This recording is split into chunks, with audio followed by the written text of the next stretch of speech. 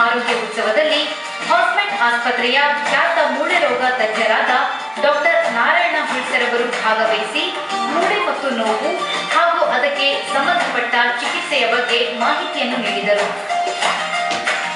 Joint replacement surgery ಅಂದ್ರೆ ಯಾರಿಗೆ ಬೇಕಾಗತ್ತೆ ಅಂತಂದ್ರೆ ಆರ್ಥ್ರೈಟಿಸ್ ಅನ್ನೋ ಪೇಷಂಟ್ಗಳಿಗೆ ಬೇಕಾಗತ್ತೆ.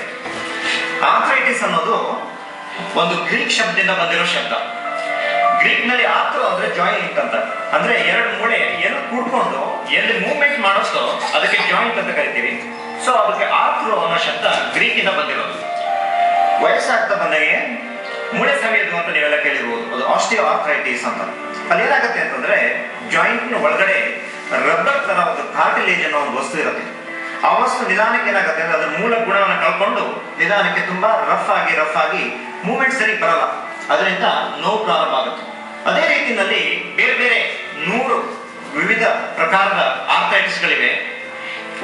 ಎಲ್ಲಾ ರೀತಿಯ ಆರ್ಥ್ರೈಟಿಸ್ಗಳಿಗೂ ಒಂದು ಸ್ಟೇಜ್ ಮೀರ್ ಹೋದ್ಮೇಲೆ ಇರೋದು ಒಂದೇ ಟ್ರೀಟ್ಮೆಂಟ್, ಯೂಶಲಿ ಅದು ಜಾಯಿಂಟ್ ರಿಪ್ಲೇಸ್ಮೆಂಟ್ ಸರ್ಜರಿ. ಒಂದು ವಿಶೇಷ ಏನು ಅಂತಂದ್ರೆ ಈ ಆರ್ಥ್ರೈಟಿಸ್ ನಲ್ಲಿ ಬೇರೆ ರೋಗಗಳು ತರ ಅಲ್ಲ. ಉದಾಹರಣೆ ಕ್ಯಾನ್ಸರ್ ಬಂತು, ಹಾರ್ಟ್ ಪ್ರಾಬ್ಲಮ್ ಆಯ್ತು, ಅದು ಇದು ಅಂದ್ಕೊಂಡು people with arthritis must live with the disease because they will not die of it.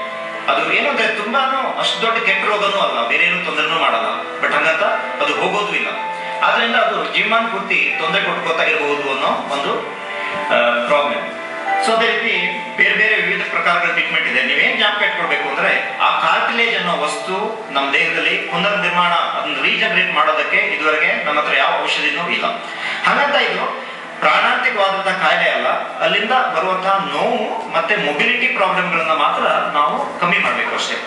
So arthritis ಬಂದವರಿಗೆ ಆಪರೇಷನ್ ಬೇಕಾ ಅಥವಾ ಆಪರೇಷನ್ ಇಲ್ಲದೇನೆ ಕಮ್ಮಿ ಮಾಡಬಹುದಾ ಅಂತ. ಕಾರ್ಟಿಲೇಜು ಡ್ಯಾಮೇಜ್ ಆಗಿರೋದ್ರಿಂದ ನಮ್ಗೆ ತುಂಬಾ ತೊಂದರೆ ಇಲ್ಲ ಅಂತ ಆದ್ರೆ ಅದನ್ನ ಕಮ್ಮಿ ಮಾಡ್ಬೇಕು ಅಂತಾನೂ ಇಲ್ಲ. ಉದಾಹರಣೆಗೆ ಒಂದ್ ಸ್ವಲ್ಪ ನೋವು ಬರುತ್ತೆ, ಎಲ್ಲೋ ಅಪರೂಪಕ್ಕೆ ಒಂದ್ಸಲ, ಅಥವಾ ಓಡಾಡಕ್ಕೆ ನಡೆದಾಡಕ್ಕೆ ಏನೋ ತೊಂದರೆ ಇಲ್ಲ ಅಂದ್ರೆ ದೊಡ್ಡ ಟ್ರೀಟ್ಮೆಂಟ್ ಯಾವುದು ಬೇಕಾಗಿಲ್ಲ. ಕೆಲವೊಬ್ಬರಿಗೆ 1-2 ಸರ್ವೆಗಳ ಪ್ರಕಾರ 100 ಜನಕ್ಕೆ ಊರಲ್ಲಿ ಈ ಪ್ರಾಬ್ಲಮ್ ಇದ್ದರೆ ಅದರಲ್ಲಿ ಒಂದು 5% 4% ಜನರಿಗೆ ಈ ಆಪರೇಷನ್ ಬೇಕಾಗುತ್ತೆ. ಜಾಯಿಂಟ್ ರಿಪ್ಲೇಸ್ಮೆಂಟ್ ಸರ್ಜರಿ ಅನ್ನೋ ಆಪರೇಷನ್ ಬೇಕಾಗುತ್ತೆ. ಜಾಯಿಂಟ್ ರಿಪ್ಲೇಸ್ಮೆಂಟ್ ಅಂದ್ರೆ ಏನು ಅಂತಂದ್ರೆ ಈ ಸೌದ್ ಹೋಗಿರೋ ಆ ಭಾಗನ ಕೆರೆದು ಕ್ಲೀನ್ ಮಾಡಿ ಆ ಭಾಗದಲ್ಲಿ ಮೆಟಲ್ ಕ್ಯಾಪ್ ಹಾಕ್ಬೇಕು.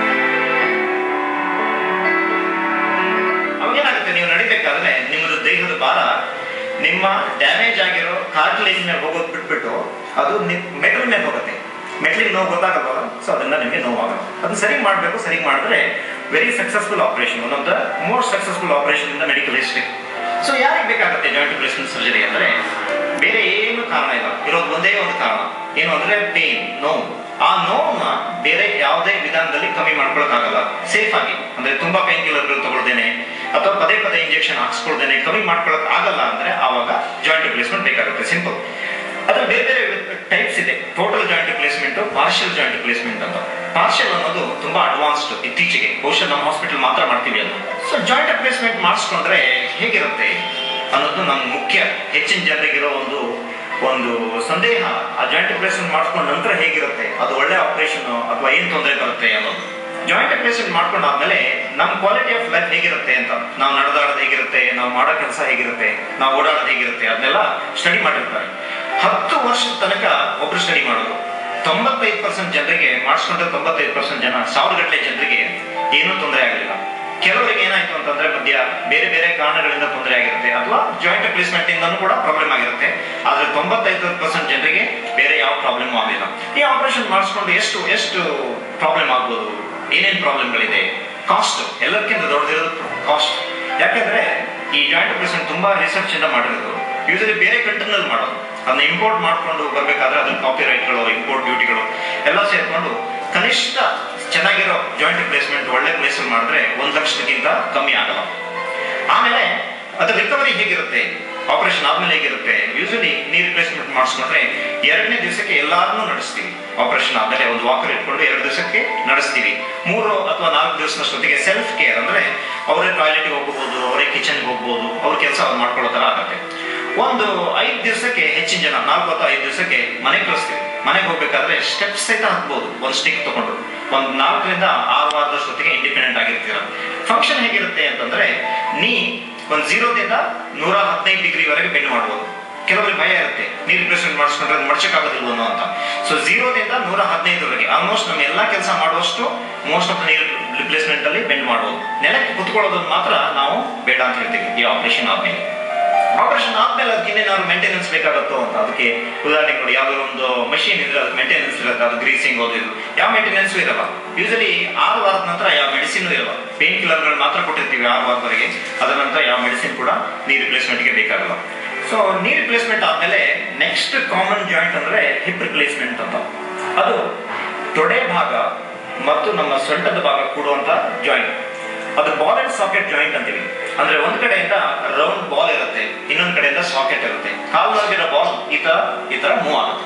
ಅದನ್ನು ಕೂಡ ಕಾರ್ಟಿಲೇಜ್ ಡ್ಯಾಮೇಜ್ ಆಗಿರೋದ್ರಿಂದ ನೋವು ಬರುತ್ತೆ. ಸೊ ಅದಕ್ಕೆ ಹಿಪ್ ಆರ್ಥರೈಟಿಸ್ ಅಂತ. ನಮ್ಮ ದೇಶದಲ್ಲಿ ಸ್ವಲ್ಪ ಕಮ್ಮಿ, ಬೇರೆ ದೇಶದಲ್ಲಿ ಹಿಪ್ ಆರ್ಥರೈಟಿಸ್ ಸ್ವಲ್ಪ ನೀ ಎಷ್ಟು ಬರುತ್ತೋ, ಮೊಣಕಾಲಿಗೆ ಎಷ್ಟು ಬರುತ್ತೋ ಅಷ್ಟೇ ಹಿಪ್ಪು ಬರುತ್ತೆ.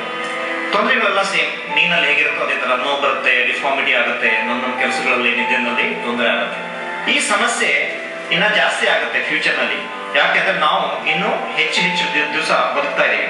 ಮುಂಚೆ 45-50 ಸರಾಸರಿ ಆಯುಷ್ಯ ಇದ್ದಿದ್ದು ಈಗ 85 ಆ ಲೆವೆಲ್ಗೆ ಹೋಗ್ತಾ ಇರೋದ್ರಿಂದ ಆ ಬರ್ಡನ್ ಸೊಸೈಟಿ ಮೇಲೆ ಇನ್ನ ಮುಂದೆ ಜಾಸ್ತಿ ಆಗ್ತಾ ಬರ್ತಾ ಇದೆ. ಮೆಡಿಕಲಿ ಅಂದ್ರೆ ಔಷಧಿಯಿಂದ, ಇಂಜೆಕ್ಷನ್ ಇಂದ ಅಥವಾ ಬೇರೆ ಬೇರೆ ವೈದ್ಯಕೀಯ ಪದ್ಧತಿಯಿಂದ ಆರ್ಥರೈಟಿಸ್ ಅನ್ನೋದನ್ನ ಕ್ಯೂರ್ ಮಾಡಕ್ ಸಾಧ್ಯ ಇಲ್ಲದೆ ಇದ್ರೂ ಸಹ ಅದು ಕಮ್ಮಿ ಸ್ಟೇಜ್ ಅಲ್ಲಿ ಇದ್ದಾಗ, ಒಂದೇ ಒಂದು ಸ್ವಲ್ಪ ಆರಂಭದ ಹಂತದಲ್ಲಿ ಬೇರೆ ಬೇರೆ ರೀತಿಯ ಒಂದು ಔಷಧಿಗಳಿಂದ, ಫಿಸಿಯೋಥೆರಪಿಗಳಿಂದ, ಎಕ್ಸರ್ಸೈಸ್ಗಳಿಂದ ಆ ನೋವನ್ನ ನಾವು ಕಂಟ್ರೋಲ್ ಇಟ್ಕೋಬಹುದು. ಅದ್ರ ಜೊತೆಗೆ ಒಂದೇ ಒಂದು ಕಾಷನ್ ಏನು ಅಂತಂದ್ರೆ, ಈ ಆರ್ಥರೈಟಿಸ್ ಕಮ್ಮಿ ಮಾಡೋದು ಪ್ರಾಬ್ಲಮ್ ಇರೋದ್ರಿಂದ ನಾವು ಅವ್ರು ಕಮ್ಮಿ ಮಾಡ್ಬೋದು, ಇವ್ರು ಕಮ್ಮಿ ಮಾಡ್ಬೋದು, ಆ ವೈದ್ಯ ಪದ್ಧತಿಯವ್ರು ಕಮ್ಮಿ ಮಾಡ್ಬೋದು, ಆ ಮೆಡಿಸಿನ್ ಇಂದ, ಟಿವಿ ಬರೋ ಅಡ್ವರ್ಟೈಸ್ ಗಳಿಂದ ಕಮ್ಮಿ ಆಗ್ಬೋದು ಅಂತ ಟ್ರೈ ಮಾಡ್ತೀವಿ. ಮೋಸ್ಟ್ಲಿ ಅವೆಲ್ಲ ಒಂದು ಯೂಸ್ಲೆಸ್. ಅದ್ರ ಜೊತೆಗೆ ದುಡ್ಡು ಮಾಡೋದಕ್ಕೊಂದೋಸ್ಕರ ಹಾಕಿರುವಂತಹ ಅಡ್ವರ್ಟೈಸ್ಗಳು. ಅದ್ರ ಜೊತೆಗೆ ಅದರಿಂದ ತುಂಬಾ ಒಂದು ದೊಡ್ಡ ಪ್ರಮಾಣದ ಸೈಡ್ ಎಫೆಕ್ಟ್ಗಳು ಕೂಡ ಆಗ್ಬೋದು. ಆದ್ರಿಂದ ನಾವು ಅದ್ರ ಬಗ್ಗೆ ಕೇರ್ಫುಲ್ ಆಗಿರ್ಬೇಕು.